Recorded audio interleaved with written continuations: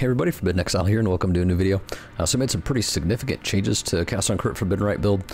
So we'll go over those and also throw in a 100% delirious T16 Strand Map at the end, just to kind of see how it's working. Alright, so the biggest change is that I dropped Forbidden Flesh, Forbidden Flame to get an additional curse, so I'm not running Assassin's Mark, just a spare. I am still able to get 100% crit chance on Cyclone, so all's fine there. But what we are doing is running Storm Shroud. So if you don't know what Storm Shroud is, it gives you a 10% lightning res. But modifiers to chance to avoid being shocked apply to all elemental ailments. So if you get a 100% chance to avoid being shocked, not shock immune from Tempest Shield, but a 100% chance to avoid being shocked, then you are ailment immune from everything. Ignited, scorched, chilled, frozen, brittle, shocked, and sapped. So the easiest way to do that is you get 2 jewels. That's it. You can buy these 10% chance to avoid being shocked implicit. Semi-cheap. Don't try to buy it with a 50% chance to avoid being shocked on there. Just hit it with metallic fossils. It took me about 20, 25 or so, and they're pretty cheap to get 50%. So that put me at 60 on that one. And then I was able to buy a corrupted blood cannot be inflicted on you with 43% chance for about a divine or 2 at the time of buying this. It was in the middle of the night, so probably a good deal. But that put me at 100%. And then, what was it 3 jewels, 100% ailment immune. It helps a lot with just everything. Mapping, simulacrums, delirious maps, everything. Being ailment immune is so nice for survivability. Alright, so we also dropped these shield spell damage nodes. And what we did is we take these energy shield leech nodes. It gives you total recovery per second from energy shield leech. You get light eater, which gives you increased damage while on full energy shield, plus increased maximum total energy shield recovery per second from leech. Then you take the leech mastery to get 10% of leech is instant. Such a huge source of survivability. The other thing I did, because my crit chance is at 100%, the reason for that is that I have 7 power charges. I could get 8 if I got the power charge implicit corruption on my Crown of the Inward Eye, but I don't need it. So it went from 30% crit chance per power charge to 40% chance with 3.21. It's a super big buff to this build in order to save a lot of points. So I was able to drop Savage Response, come over here, and get an extra endurance charge. Why? Because we have gain an endurance charge on kill. Obviously this doesn't help with bossing, but it helps a ton with mapping. It gives you infinite life pool according to Path of Building. I don't believe that. Infinite life pool is not a real thing. But it lets you run a Mortal Call. So Mortal Call, you get increased buff duration per endurance charge removed, so we have 4. And then you get less LE, less fizz damage taken, and you get 15% less fizz damage taken per endurance charge removed. As you're killing stuff, it'll get to 4 pretty quick. And then once a Mortal Call kicks in, you'll take 60% less physical damage for that time, 2.5 seconds. Just sitting in our hideout, we have 1 endurance charge and 2 power charges. I tried to get endurance charge on my onslaught on hit ring.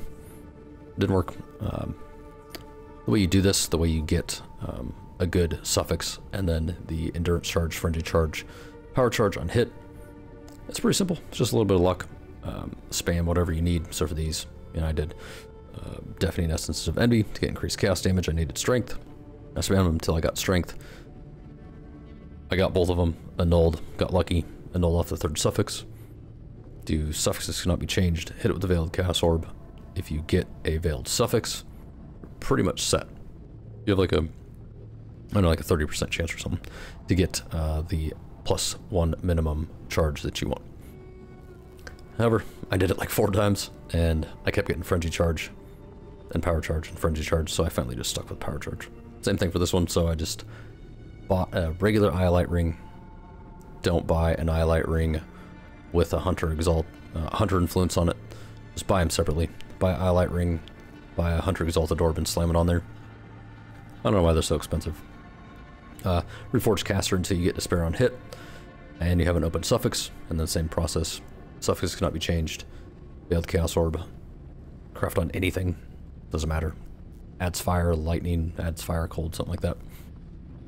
just to take those mods out of the pool and then unveil and hope you get endurance charge. If you don't, then you got to start over and do it on one of them at least. If you want to go for two, by all means, please do. But yeah, so I'm using Frostblink. I don't have Assassin's Bark anymore because I'm only using one curse. Frostblink does help a lot because when you are cycloning, you can still Frostblink and it doesn't stop you from cycloning like Flame Dash does. I've had a lot of people ask me kind of how the build works with the buttons, because if you're cycloning and then you hit Immortal Call, it just makes you walk. That doesn't work. So what you want to do is you want to have Immortal Call or Molten Shell. You can still use Molten Shell if you don't want to use endurance charges. It's up to you. And then Cyclone on your right mouse button, and then you can have Withering Step, you know, on another key. I just prefer it on A. Hold down the left mouse button to walk and proc Immortal Call, Cyclone around, and then hold Withering Step. And then if you see down there, this obviously isn't with endurance charges, so it's not taking any to increase the duration, but they basically just kind of, you know, they go back and forth, right? So Withering Step's up, Immortal Call procs, it stops Withering Step's up, so on and so forth. All right, so as far as path of building goes real quick, so we're doing 60 million DPS, pretty significant amount of damage considering that your damage is always up. I guess I'm technically not overleeching, but, you know, I gain all of my energy shield back every single time I hit because of this. You can see their effective hit pool is infinite. That's max power charges of 4, drop it down to 3, still technically infinite. I think it's a lot of that is because of your energy shield leech on hit rate. But even at 1, you're sitting at 3 million effective hit pool. You know, all of this is the same. If you do import this build, as I said, and all of the other videos, you know, make sure to check this.